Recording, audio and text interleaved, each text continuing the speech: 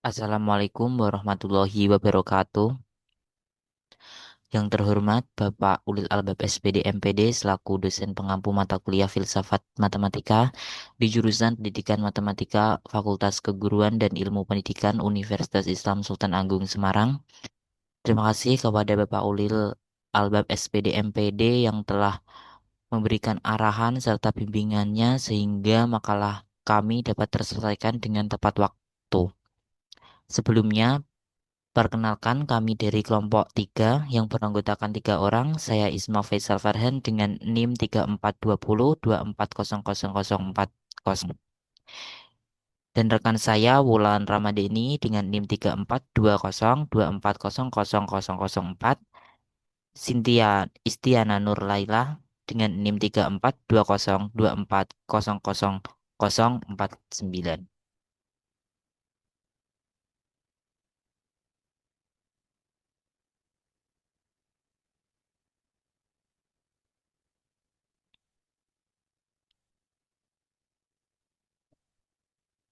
Baik, di sini kami akan mempresentasikan mengenai epistemologi matematika yang berisi hakikat pengetahuan pembenaran dan keyakinan dari sumber pengetahuan matematika seperti intuisi, bukti, dan pengalaman, pandangan seperti Platonisme, formalisme, dan konstruktivisme, dan membahas sifat bukti matematika, peran logika dalam pembenaran matematika.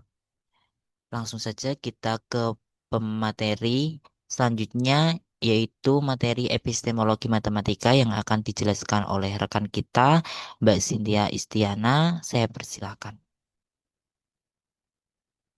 Terima kasih atas kesempatannya, Mas Faisal. Di sini saya akan menjelaskan epistemologi matematika. Epistemologi matematika adalah bidang yang mengeksplorasi dasar-dasar pengetahuan matematika, termasuk bagaimana konsep-konsep matematika dibentuk, dipahami, dan diterapkan.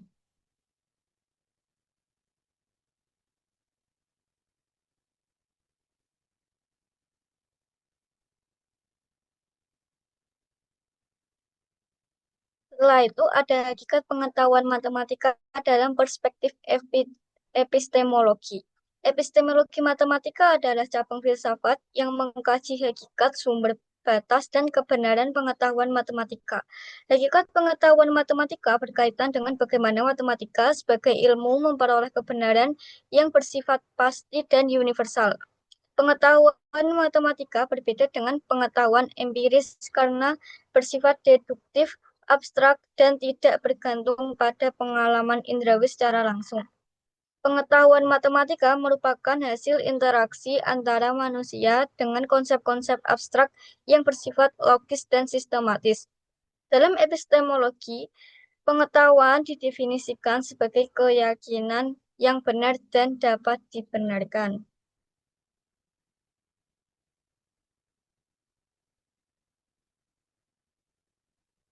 Sumber pengetahuan matematika. Sumber pengetahuan matematika meliputi intuisi, merupakan kemampuan kognitif untuk memahami konsep matematika secara langsung tanpa proses pembuktian formal. Bukti oleh Prof. merupakan metode utama pembenaran dalam matematika berupa rangkaian argumen logis deduktif yang menghubungkan aksioma dan definisi dengan kesimpulan yang ingin dibuktikan. Pengalaman, meskipun matematika bersifat abstrak, pengalaman empiris dapat memotivasi penemuan konsep baru yang memberikan gambaran awal.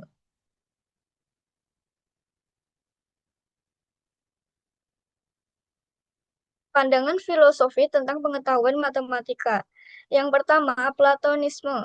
Platonisme matematika menyarankan bahwa objek matematika seperti bilangan, bentuk geometri, dan konsep lainnya memiliki keberadaan objektif dan independen dari pikiran manusia. Menurut pandangan ini, matematika adalah penemuan terhadap realitas matematis yang ada, bukan sekedar konstruksi manusia. Yang kedua ada formalisme. Formalisme matematika adalah pandangan dalam filsafat matematika yang memandang matematika sebagai sebuah sistem formal yang terdiri dari simbol dan aturan manipulasi.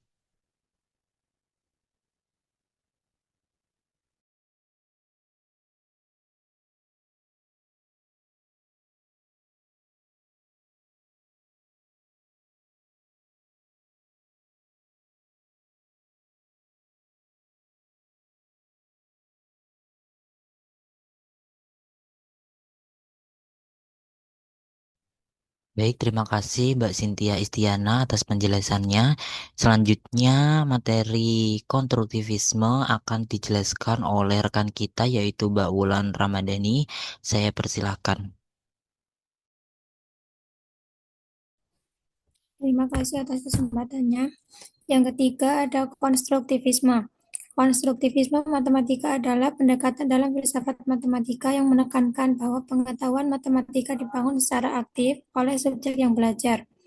Dalam konstruktivisme matematika, pembelajaran matematika dipandang sebagai proses aktif di mana siswa secara aktif terlibat dalam pembangunan pemahaman matematika mereka sendiri.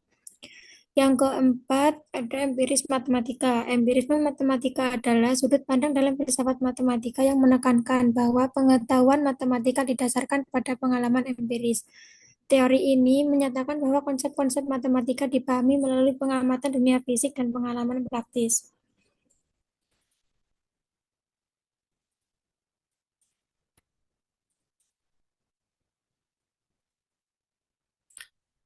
Selanjutnya, sifat bukti matematika. Yang pertama ada deduktif. Matematika dikenal sebagai ilmu deduktif karena proses mencari kebenaran dalam matematika berbeda dengan ilmu lain. Kebenaran dalam matematika harus diperoleh secara deduktif. Artinya, generalisasi dalam matematika harus dibuktikan dengan cara deduktif karena generalisasi dalam matematika dapat diterima kebenarannya apabila sudah dibuktikan secara deduktif. Yang kedua, a priori. Pembuktian matematika secara a priori tidak memerlukan pembuktian berbasis pengalaman atau eksperimen, melainkan sepenuhnya bergantung pada struktur logis dan definisi yang disepakati. Hal ini membuat hasil matematika bersifat universal dan tidak terikat ruang dan waktu. Contohnya, keberadaan bilangan prima tak berhingga dibuktikan secara murni melalui argumen rasional oleh Euclid. Yang ketiga, kontekstual. Kebenaran suatu pembuktian bergantung pada sistem aksioma tempat ia berada. Misalnya, prinsip geometri Euclid tidak sepenuhnya berlaku dalam kerangka geometri non-Euclid.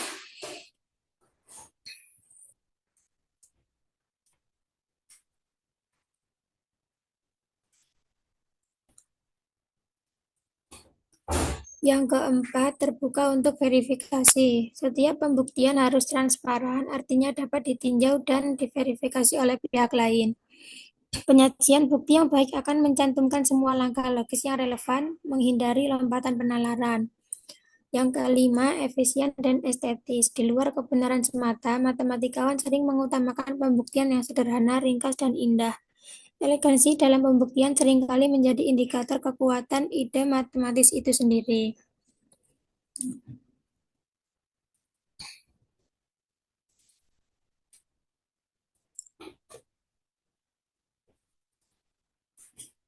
Selanjutnya, peran logika dalam pembenaran matematika. Yang pertama, sebagai kerangka formal. Logika formal menyediakan struktur dasar dalam menyusun pembuktian matematis yang sahih. A. Logika proposisional. Menggunakan proposisi sederhana seperti jika A maka B dan aturan inferensi seperti modus ponens. B. Logika predikat. Memperluas logika proposisional dengan kuantor seperti untuk, setiap, dan ada. 2. Menghindari kesalahan berpikir. Logika membantu menghindari falasi atau kekeliruan penalaran. Contohnya, A. Asumsi tak sah, mengasumsikan sesuatu benar tanpa bukti. B. Ambiguitas makna, menggunakan istilah yang tak jelas atau ganda makna.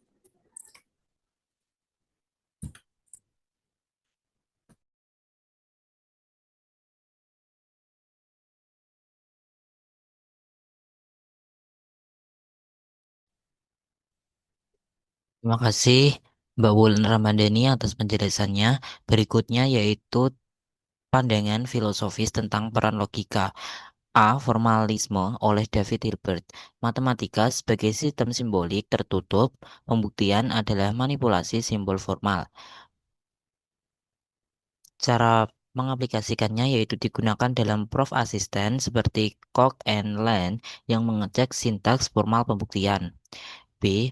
Konstruktivisme oleh Brouwer. Pernyataan matematika hanya sah jika Si eksplisitnya dapat diberikan. Contohnya pernyataan ada bilangan X sehingga fx sama dengan 0 harus diikuti dengan memberikan nilai X secara eksplisit. C. Platonisme oleh Gödel Penrose. Matematika adalah penemuan, bukan ciptakan. Objek matematika eksis secara independen. Cara pengaplikasiannya yaitu memberikan dasar filosofi pada pencarian kebenaran di balik struktur bilangan atau geometri. Yang keempat, ada dinamika modern dalam logika. A. Logika fuzzy oleh Yadeh memungkinkan nilai kebenaran bertingkat antara 0 dan 1.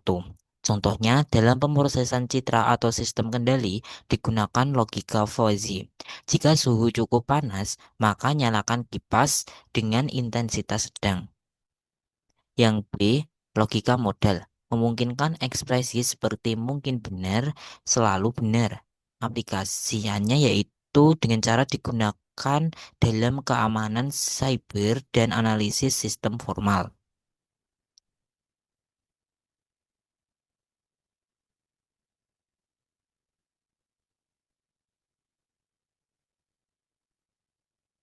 Lanjut yang C, logika deskriptif, menghubungkan logika dengan struktur topologi atau relasi. Cara pengaplikasiannya yaitu dengan digunakan dalam verifikasi model dan ontologi dalam AI. D. Teori tipe homotopy, menggabungkan logika dengan topologi dan kategori. Cara pengaplikasiannya yaitu dalam Univalent Foundation redefinisi pembuktian matematika sebagai objek geometris. Yang E, teori kategori, melihat matematika sebagai hubungan antar struktur bukan hanya objek. Contohnya, fungsi sebagai morfisme antara himpunan.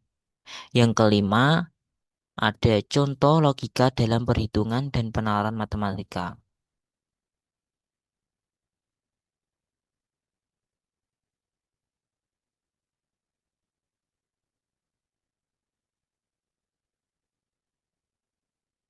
Nah, contoh logika dalam perhitungan dan penalaran matematika. Yang A, ada teori deduktif. Jika dari asumsi P dapat dibuktikan Q, maka dapat dinyatakan P implikasi Q. Contohnya, kita dapat mengasumsikan bahwa jika X lebih besar dari 2, maka X kuadrat lebih besar dari 4. Nah, proses deduksinya kita misalkan X sama dengan 3, maka X kuadrat sama dengan 3 kuadrat sama dengan 9 lebih besar dari 4. P benar, Q benar. Berlaku umum nilai kebenarannya bahwa P implikasi Q nilai kebenarannya adalah benar. Kita dapat melihat pada tabel kebenaran.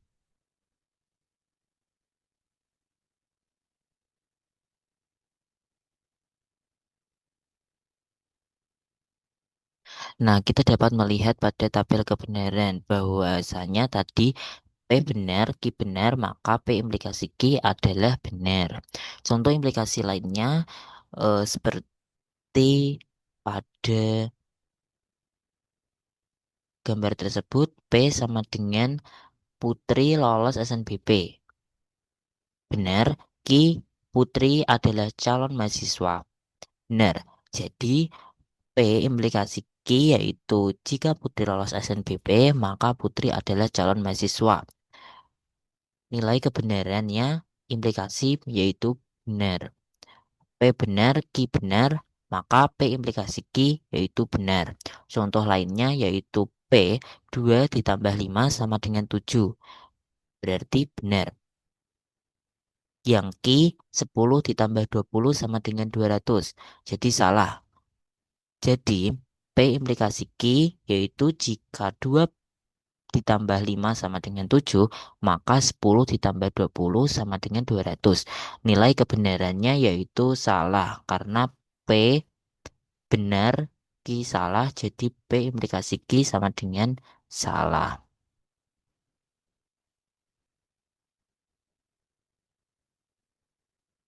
Untuk yang B yaitu matematika diskrit dan logika Boolean. Banyak digunakan dalam algoritma dan komputasi. Contohnya P, X habis dibagi 3. Q, X habis dibagi 6. Maka P konjungsi Q yaitu X habis dibagi 6 dan 3. Yang berarti X habis dibagi 6 karena 6 sudah mengandung 3.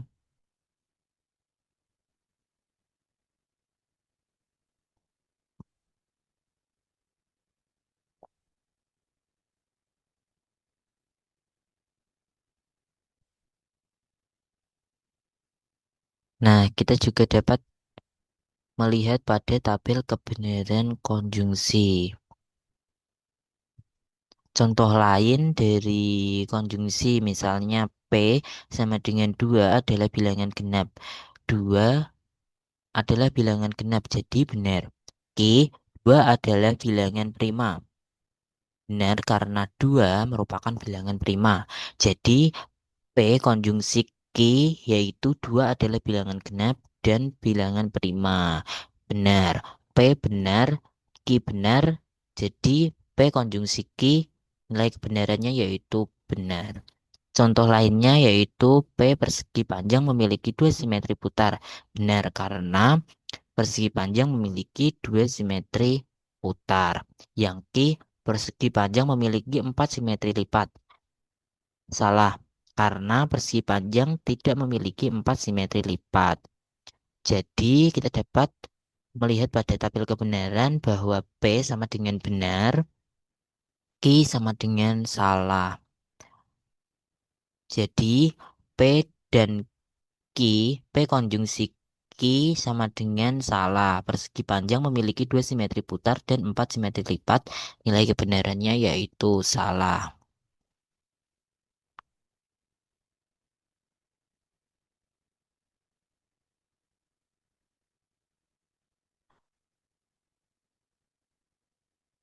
Dari penjelasan epistemologi pada awal penjelasan hingga akhir, dapat kami simpulkan bahwa epistemologi matematika adalah kajian filsafat tentang hakikat, sumber, dan kebenaran pengetahuan matematika yang bersifat deduktif dan abstrak.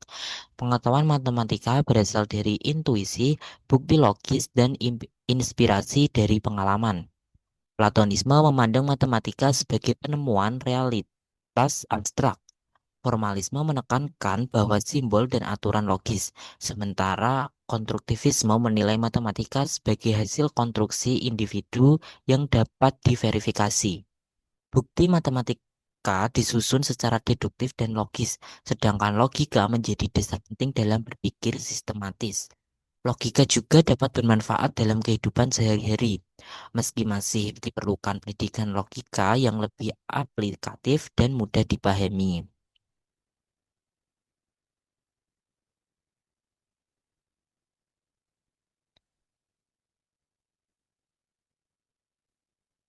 Demikian yang dapat kami sampaikan. Kurang lebihnya mohon maaf. Wabillahi taufiq wal hidayah. Wassalamualaikum warahmatullahi wabarakatuh. Terima kasih.